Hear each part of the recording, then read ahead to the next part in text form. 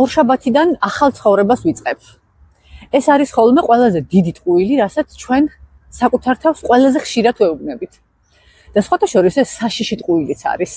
საშიში იმიტომ კი არ არის, რომ თუ მართლა იმ ორშაბათს ვერ დავიწყებთ ახალ ცხოვრებას, ან ვერ გადავდგამთ რაღაცა გმირულ ნაბიჯებს, ამით ქვეყანა დაიქცევა. საშიშია იმიტომ, რომ ამით ჩვენ კარგავთ საკუთარი თავის რწმენას. ტვინი ეჩვევა უსუსურობას და ეს ძალიან ცუდ გავლენას ახდენს ჩვენს თვითშეფასებაზე. რატომ არ ამართლებს დიდი გეგმები? მე იმაშია, რომ ჩვენს ტვინში არის ნუშისებრი პატარა თხილის ზომის ჯირკვალი, სახელწოდებით ამიგდალა, ჩვენი ემოციების ცენტრი და ჩვენი დაცვის სამსახური. მისი მთავარი მოვალეობა არის ჩვენს უსაფრთხოებაზე ზრუნვა და ამიგდალა უსაფრთხოებად აღიქვამს ჩვენს ჩვეულებრივ მდგომარეობას, ანუ იმას, რასაც ჩვენ უკვე მიჩვეულები ვართ წლების განმავლობაში. როცა შენ ამბობ, მორჩა ორშაბათიდან მე საერთოდ ხელს აღარ მოვკიდებ ტელეფონს, ან ორშაბათიდან ვიწყებ შიმშილს, სასტიკ დიეტას, შაქარი 0, ორშაბათიდან ვივარჯიშებ დღეში 2 საათის განმავლობაში, ან ვივლი დღეში 10 კილომეტრს. ამიგდალა ამას აღიქვამს როგორც კატასტროფას, როგორც საფრთხეს. შაქარი 0, შაქარი ხომ ჩემი სიამოვნების წყაროა. ანუ შენ რას მეუბნები? სიამოვნების აი ესეთ უზარმაზარ წყაროს სრულიად მიხშობ. ამიგდალა მაშინვე ჩართავს შფოთვას და გეტყვით, ნახოთ, დაბლოკავს ჩვენს ნეიროკორტექს, ანუ ჩვენი გაცნობიერების უნარს და ჩვენ გაორმაგებული აზარტით დაუბრუნდებით ეკრანს, ტორტის დიდ ნაჭერს. როცა ცხოვრებაში საქმე ეხება რაღაცის შეცვლას, ადამიანები ვიქცევით სხვადასხვანაირად. არსებობენ მტკიცე ხასიათის ადამიანები, მათთვის რაიმეს თქმა და ნათქვამის შესრულება ერთი და იგივეა. ამას განაპირობებს გენეტიკური მოცემულობა, რომელზეც ჩვენ რასაკვირველია გავლენა ვერ გვექნება.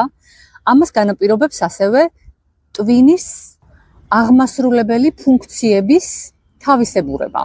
ამაზე ნაწილობრივ დროთა განმავლობაში შეგვიძლია გავლენის მოხდენა, გარკვეულწილად მაინც. და ამას განაპირობებს ბავშვობაში აღზრდის სწორი წესი. ამ ადამიანებს აქვთ უნარი, რომ შესანიშნავად მართონ საკუთარი იმპულსები.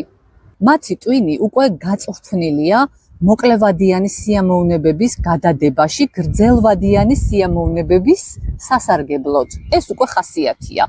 თუ თქვენ ამ ჯგუფში ხართ, მე გილოცავთ და სიამოვნებით მივიღებ და მოვისმენ თქვენგან რჩევებს და ასევე თქვენს გამოცდილებას. მეორე ჯგუფი ეს არიან ადამიანები, რომლებსაც ცხოვრებაში მკვეთრი ცვლილებების განსახორციელებლად სჭირდებათ ძლიერი სტრესი ან ძალიან მწარე გამოცდილება. როდესაც ადამიანი ეშვება ემოციურ, ფსიქიკურ, ფიზიკურ, ფინანსურ ფსკერზე, მისი ამიგდალასთვის არსებული მდგომარეობა გაცილებით უფრო საშიში ხდება, ვიდრე ახალი თუნდაც უცნობი ცხოვრება.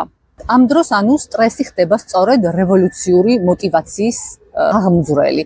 თუ ამ ჯგუფში ხართ, ვფიქრობ, ამ შემთხვევაში შეგვიძლია ერთმანეთს გავუზიაროთ საკუთარი ცოდნა და ასევე აზრები და გამოცდილება. და მესამე ჯგუფი ეს არიან ვართ ყველაზე დიდი რაოდენობა ადამიანებისა. მესამე ჯგუფი ეს არიან ვართ ყველაზე დიდი რაოდენობა ადამიანებისა. ისინი, ვინც განსაკუთრებით მწვავე სტრესს შესაძლოა არ განვიცდით, ყოველ შემთხვევაში იმ ზომის სტრესს არ განვიცდით, რომ ჯერჯერობით საკუთარი სახის შენარჩუნება გვიჭირდეს. ანუ სახესაც ვინარჩუნებთ და ასევე არც ესეთი ფოლადისებური ნებისყოფა არ გაგვაჩნია, როგორც აი იმ პირველი ჯგუფის ადამიანებს. თუ ამ ჯგუფში ხართ, თქვენც ჩემთან ერთად შეგვიძლია განვაგრძოთ საშველის და გამოსავლის ერთად ძებნა. ადამიანებს ხშირად სულელურად გვეჩვენება პატარა რჩევები, რომ ისუნთქე ღრმად, ან დღეში თუნდაც 3 წუთი იარე ფეხით, 5 წუთით დაისვენე, ნახევარი ჭიქა წყალი დალიე თუ საერთოდ არ სვამ წყალს. და მათი რეაქცია არის ხოლმე ძალიან სკეპტიკური. ნუ ისუნთქე ღრმად, რას ნიშნავს? ყველანი სუნთქავთ, სუნთქვა რომ საქმე შველოდეს აქამდე. საქმე ის არის, რომ ჩვენს კულტურაში რაღაცნაირად დიდი შედეგი ასოცირდება ძალიან მძიმე მსხვერპლის გაღებასთან.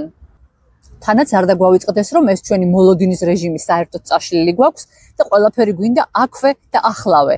აი, ახლავე მინდა რომ დავიკლო 10 კილო და არა 2 თვის შემდეგ. და რახან გვესმის, რომ ეს აქვე და ახლავე აბსოლუტურად წარმოუდგენელია, რახან იმასაც ვხვდებით, რომ ეს ორშაბათი ჩვენ ცხოვრებაში ვერა და ვერ დავაყენეთ, საერთოდ ჩავიქნევთ ხელს და არაფერს არ ვაკეთებთ. არადა, რა ხდება სინამდვილეში? ჩვენ თუ ვიტყვით, რომ აი ეკრანის აღებისას ხელში აუცილებლად ყოველთვის ჯერ ღრმად ჩავისუნთქავ და ამ ცვლილებას ამიგდალა საერთოდ ვერ შეამჩნევს.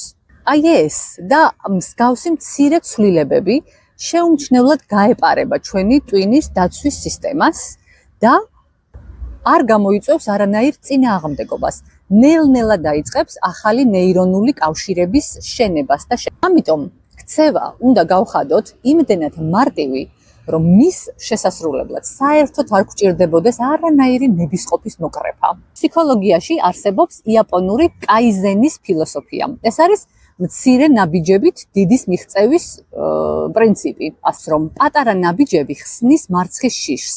როცა მიზანი იმდენად პატარაა, რომ მისი გაფუჭება უბრალოდ შეუძლებელია, ვერ გააფუჭებთ ამ მიზანს, ძალიანაც რომ მოინდომოთ. ეს დროთა განმავლობაში აუცილებლად გაზრდის თქვენს თვითშეფასებას, იმიტომ რომ თქვენ გამოვა, რომ გამუდმებით აღწევთ პატარ-პატარა მიზნებს.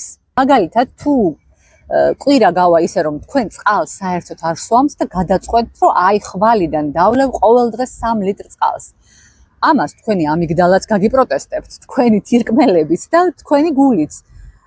მაგრამ თქვენ თუ დადგამთ ერთ პატარა ჭიქა წყალს და იტყვით, რომ აი როცა გამახსენდება, ხანდახან, როდესაც გავივლი, პატარ-პატარა ყლუპებით, აი ამ ერთ ჭიქა წყალს დავლევ მხოლოდ, ამ ცვლილებას თქვენი დაცვის სისტემა ვერ შეამჩნევს და შეუმჩნევლად აქცევთ ამ ერთ ჭიქა წყალს ჩვევად.